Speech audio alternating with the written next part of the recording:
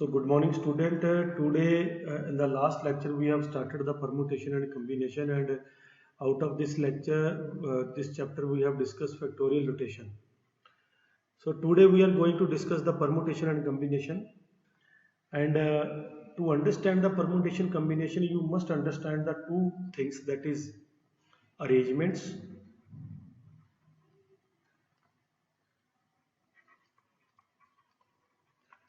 and groups. Arrangements means I will explain with the help of example. Let us suppose we have a three person. I will name as a person. उनका नाम रख देते हैं, एक को person को 1 बोल देते हैं, एक को 2 बोल देते हैं, एक को 3 बोल देते हैं. These are the three person. Let us suppose these are the three person. We have a two chairs and chair number 1 and 2. हम उन तीन पर्सन को दो चेयर पे बिठाना चाहते हैं. तीनों तो बैठ नहीं सकते, दो ही बैठेंगे. उनमें से कौन कौन से बिठा सकते हैं? जहां तो हम 1 2 को बिठाएंगे, मीन्स वी कैन टेक 1 और 2. जहाँ 2 1 को, क्योंकि चेयर 1 में और 2 में 1 2 बैठ गया, चेयर 2 में रिप्लेस कर दिया, इट इज़ डिफरेंट. फिर 1 3 को बिठा सकते हैं, 3 1 को बिठा सकते हैं, 2 3 को बिठा सकते हैं, 3 2 को बिठा सकते हैं. सो हमने 3 पर्सन को दो चेयर्स के ऊपर इस तरह से अरेंज किया है. These are known as the arrangements. Correct. तो हाउ मेनी अरेंजमेंट्स? 1 2 3 4 5 6. अगर 3 पर्सन को 2 चेयर्स के ऊपर बिठाना है तो how many arrangements? You have 6 arrangements. तो ये है अरेंजमेंट्स. दूसरा केस मैं लेने जा रहा हूं. अरेंजमेंट को आपको समझना पड़ेगा कि अरेंजमेंट का क्या होगा. ये मैंने मीनिंग समझाया कि what is the meaning of arrangements. Now मान लीजिए you have a, I will take a very practical example. You have a birthday and you want to celebrate your birthday at home, and you have taken the permission from your parents that means we want to celebrate the birthday. I want to invite my friends to my home. तो आपने permission लेनी ली अपने parents से, और parents ने allow कर दिया कि आप अपने दो दोस्त को बुला सकते हो. छोटी एग्जांपल ले रहा हूँ ताकि आप समझ सको. और आपने देखा तो मेरे तो 3 बेस्ट फ्रेंड हैं, तो मैं 2 को बुलाना चाहता हूँ. अब वही सिचुएशन होगी, 3 लोग हैं, आपको 2 को बुलाना चाहते हो क्योंकि 2 की परमिशन दी आपको पेरेंट्स ने. तो जहाँ तो आप 1 2 को बुलाओगे, आपने सोचना शुरू कर दिया किस किस को बुलाओ. अब 1 2 को बुलाओ और 2 1 को बुलाना एक ही चीज़ है. अरेंजमेंट्स में अलग चीज़ है. अरेंजमेंट्स ऑफ 1 2 और 2 1 इज डिफरेंट, बट 1 2 को बुलाना जो 2 1 को बुला रहे हो, बोथ आर सेम थिंग. और आप 1 3 को बुला सकते हो, यू कैन कॉल 1 3 और 2 3. आपके पास 3 ऑप्शंस हैं. तो ये आपने 3 ग्रुप बना लिए अलग अलग. ये एक्चुअली ग्रुप्स है. These are called groups. Okay. तो जो आपकी, जिसको आप सिलेक्शन भी बोल सकते हो, ग्रुप्स होती है सिलेक्शन. करेक्ट. तो आपके पास ये 3 ऑप्शन है. How many groups? 3 ग्रुप्स. तो ग्रुपिंग में 1 2 और 2 1 एक ही चीज है, बट अरेंजमेंट में 1 2 और 2 1 डिफरेंट है. ओके. तो जो आपका परमुटेशन होता है, this is known as arrangement, और जो आपका कॉम्बिनेशन है, this is known as a group. Group find करना, it is a combination. Arrangement find करना means permutation. This was very small example. Means if you want to find out the permutation means arrangements, and you can do like this. This is very small example. If I will extend this example to the large, आपके पास अगर 10 लोग हो, उसको उनको आपने 3 chair पे बिठाना है, तो कितनी अरेंजमेंट बना सकते हो? It is very large to show you in the paper. Paper के ऊपर ये ड्रा करना कि कितने बन सकते हैं, is very difficult. So for this we are going to give a formula of permutation. Permutation means P. यहाँ पे n आएगा, यहाँ पे r आएगा. इसको हम इस तरह से भी लिख सकते हैं, n, r. ये है permutation.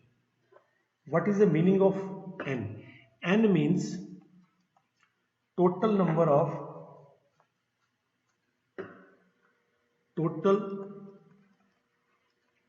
Number of objects. Correct. R means objects, objects या पर्सन या number, it may be anything, object taken at a time, correct.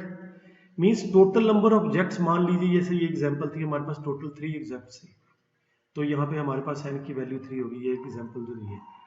Taken at a time, taken at a time 2, तो taken at a time हमने 2 लिए हैं क्योंकि eight a time 2 बिठाने थे, तो r की वैल्यू हमारे पास 2, करेक्ट। तो 3 object taken at a time 2 आपने वैल्यू निकालनी है, तो उसकी वैल्यू आपने निकाल चुके हैं इस मेथड से। अब हम परमुटेशन से निकालेंगे, और मैं परमुटेशन का फार्मूला आपको बताने जा रहा हूँ। NPR का फार्मूला होता है बेटा n factorial n minus R factorial, ये आपको फार्मूला याद रखना है, n फैक्टोरियल और n माइनस आर फैक्टोरियल। अब बेटा देखो, मैं ऐसे एग्जाम्पल को, मेरे पास टोटल नंबर ऑफ 3 पर्सन थे और एट ए टाइम हमने 2 लेने हैं, n की वैल्यू 3 है और r की वैल्यू 2 है। अगर मैं परमुटेशन का ये फार्मूला अप्लाई करता हूँ तो that is 3 factorial and 3 minus 2 factorial. जो 3 फैक्टोरियल है 3 माइनस 2 और 1, and this is will be 3 factorial होता है 3 into 2 into 1 and 1 factorial 1, you will gate 6। तो आपके पास इधर भी 6 आया था, इधर भी आपके पास 6 आ गया। अब with the help of formula you can find the how many arrangements are there. कौन सी वो होंगी वो नहीं निकाल सकते इससे, but how many arrangements are there you can find out. This is very very important. आप कोई भी वैल्यू, बड़ी से बड़ी वैल्यू निकाल सकते हो। जैसे मान लो आपके पास n, हमारे पास में भी एनी काइंड ऑफ वैल्यू, मान लो n हमारे पास 5 है, 5 पर्सन है और एट ए टाइम हमने उनमें 2 रखने हैं, तो यू कैन फाइंड 5p2। आप ये चीज रख लो कि आप इसको ऐसे भी लिख सकते हो 5, 2 ऐसे भी लिख सकते हो। तो हमारे पास ये 5 फैक्टोरियल और 5 माइनस 2 फैक्टोरियल, करेक्ट। 5 फैक्टोरियल और 5 माइनस 2 फैक्टोरियल, तो इसकी वैल्यू जो आपके पास आएगी 5 फैक्टोरियल 5 माइनस 2 3 फैक्टोरियल। तो देखो 5 फैक्टोरियल को इसको सॉल्व करने का तरीका भी आपको आना चाहिए। 5 इंटू 4 इंटू 3, तो 3 फैक्टोरियल तक रख सकते हैं क्योंकि नीचे 3 फैक्टोरियल है, यू कैन कैंसल आउट। तो 5 इंटू 4 20, सो 20 परमुटेशन हमारे आ जाएंगे, 20 अरेंजमेंट्स आ जाएंगी। अगर 5 हमारे पास पर्सन हो, एट ए टाइम हमने 2 लेनी है, सिलेक्ट करनी है, तो that is the required answer. देखो जी, अब मैं क्वेश्चन करने लगा हूं, prove that 10C3, so 10P3 is equal to 9P3 plus 3 multiply 9P2। ये जस्ट कैलकुलेशन के लिए आपने यूज करना है। तो आप सबसे पहले इसको प्रूव करने के लिए you will take left hand side. Left hand side आपके पास 10P3 है, तो you will apply the formula. आपको फार्मूला बिल्कुल आपको टिप्स पे होना चाहिए। NPR का फार्मूला होता है n factorial n minus R factorial, that will be 10 factorial और 10 minus 3 factorial. 10 factorial 10 minus 3 7 factorial. 10 factorial लिखोगे 10 मल्टीप्लाई 9 मल्टीप्लाई 8 इंटू 7 फैक्टोरियल, और ये 7 फैक्टोरियल से ये कैंसिल हो गया, करेक्ट। अब हमारे पास ये अगर पूरा आप इसको कैलकुलेट करते हो तो 7 9 इंटू 72 इंटू 10, ये 720 आ गया, करेक्ट। लेफ्ट हैंड साइड की आपके पास वैल्यू आ गई 720। Now you will take right hand side. Right hand side में 9P3 प्लस 392P2। तो बेटा जो 9P3 है that will become 9 factorial 9 minus 3 factorial plus 3 multiply 9P2 जो है 9 फैक्टोरियल 9 माइनस 2 फैक्टोरियल, और ये जो 9 फैक्टोरियल है अभी तो आप ऐसे रखो, ये 9 माइनस 3 ये 6 फैक्टोरियल है, प्लस 3 इंटू 9 फैक्टोरियल और 9 माइनस 2 7 फैक्टोरियल। अब आप देखो कैलकुलेट कैसे कर रहे हैं हम। ये जो 9 फैक्टोरियल इसको आप ब्रेक कर दीजिए, 9 मल्टीप्लाई 8 मल्टीप्लाई 7, आगे 6 5 4 3 2 1 आएगा तो 6 फैक्टोरियल आने दीजिए, क्योंकि डिनोमिनेटर में 6 factorial will be cancelled out. 9 factorial को 9 8 और 7 फैक्टोरियल आने देंगे, बिकॉज डिनोमिनेटर में 7 फैक्टोरियल है। This will be cancelled out, this will be cancelled out. अब आप जब मल्टीप्लाई करोगे, सो 9 multiply 8 multiply 7, so you have ए 504। ये 9 मल्टीप्लाई जो 8 होता है ये 72 होता है, मल्टीप्लाई 3 से कर दोगे यू विल गेट 216। अब अगर आप 216 को ऐड कर दोगे 504 में तो यू विल गेट 720। सो आपका left hand side therefore left hand side is equal to right hand side, hence proved. Now I am going to take one answered question from the exercise, that is, if first question है, if P5 comma R is equal to P6 comma R minus 1, then find R। तो आपने R की value निकालनी है, correct. तो देखो ये हमारे पास है, इसको आपको समझना होगा, ये n है ये R है, तो एक्चुअली ये 5PR है is equal to 6PR minus 1 दिया हुआ है, तो you have to calculate R। तो ये गिवन है तो आप फार्मूला अप्लाई करोगे, you know that NPR is equal to n factorial n minus R factorial. तो 5 फैक्टोरियल और 5 माइनस R फैक्टोरियल डिनोमिनेटर में, ये 6 फैक्टोरियल, ये 6 माइनस R माइनस 1 फैक्टोरियल। तो नेक्स्ट आप करते हैं 5 फैक्टोरियल, ध्यान से रखना है अब यार, 5 माइनस R फैक्टोरियल, ये मेरे पास 6 फैक्टोरियल, ये 6 minus R minus minus plus, तो 6 प्लस 1 7 माइनस R फैक्टोरियल। आपके पास ये आ गया। अब आपको कैंसिल आउट करना है बेटा जी, बड़े इंटरेस्ट से देखना, ये बहुत इंपॉर्टेंट चीज़ करने जा रहे हैं हम। ये क्वेश्चन आपको आने के काफ़ी चांसेस होते हैं। देखो 5 फैक्टोरियल, अब ये हमारे पास जो 5 माइनस R फैक्टोरियल है, this is less than this, क्योंकि 7 माइनस R है, तो मैं इसको अभी ऐसे रख रहा हूँ 5 माइनस R। ये जो 6 फैक्टोरियल, इसको मैं लिख रहा हूँ 6 इंटू 5 फैक्टोरियल, ताकि ये 5 फैक्टोरियल से 5 फैक्टोरियल कैंसिल हो जाए, दोनों तरफ है कैंसिल हो सकते हैं क्रॉस मल्टीप्लाई से। ये जो 7 फैक्टोरियल है, इसको लिख रहा हूँ 7 माइनस R, इसमें से एक कम किया that will B 6 minus R, इसमें से एक और कम किया that is 5 minus R factorial. यहां तक रखेंगे, आगे करने की जरूरत नहीं, क्योंकि इससे ये कैंसिल हो जाएगा।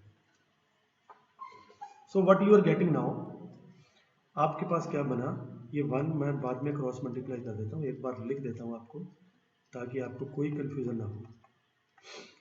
क्रॉस मल्टीप्लाई करते हैं बेटा जी, आपके पास ये 7 minus R 6 minus R is equal to 6 है, तो 7 into 6 42 minus 7R minus 6R plus R square is equal to 6। तो student R square minus 6 minus 7 minus 13R, 42 में से 6 निकाल दिए, आपके पास आ गया 36। बेटा जी अब आप इसमें फैक्टर बनाने हैं, फैक्टर बनाने हैं तो आपको ये क्वाड्रेटिक इक्वेशन हो गई, आप इसको फैक्टराइजेशन करने हैं, सेपरेटिंग टर्म करेंगे, इसका कोएफिशिएंट 1 है तो मल्टीप्लाई करके प्लस 36 आना चाहिए, प्लस करके minus 13, so you have A R square minus 9R minus 4R, क्योंकि 9 को 4 से मल्टीप्लाई करोगे 36 करेगा, ऐड करोगे 13 आएगा, so you have a 36 is equal to 0, so you will get R common from here, R minus 9 minus 4 common from here, R minus 9, because minus 36 से अगर minus 4 common निकालोगे तो माइनस 9 रह जाएगा पीछे, क्योंकि minus 4 into minus 9 plus 36, so R minus 9 is common, R minus 4 is equal to 0, otherwise quadratic method भी लगा सकते हो, क्वाड्रेटिक फार्मूला। तो R की वैल्यू बेटा 9 और 4 आ गई, ये दो वैल्यू आ गई। अब बेटा ध्यान से देखना है, R की वैल्यू जो है वो 9 नहीं हो सकती, दिस विल बी रिजेक्टेड। ऐसा क्यों? क्योंकि आपको पता होना चाहिए कि जो NPR का जो फार्मूला है, वो जो R है ना, that is always less than equal to N, N से वो बड़ा नहीं हो सकता।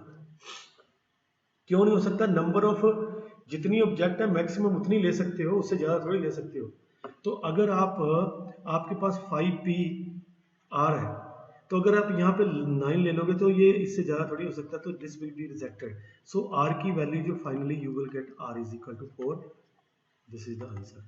देखिए, the next question that I am going to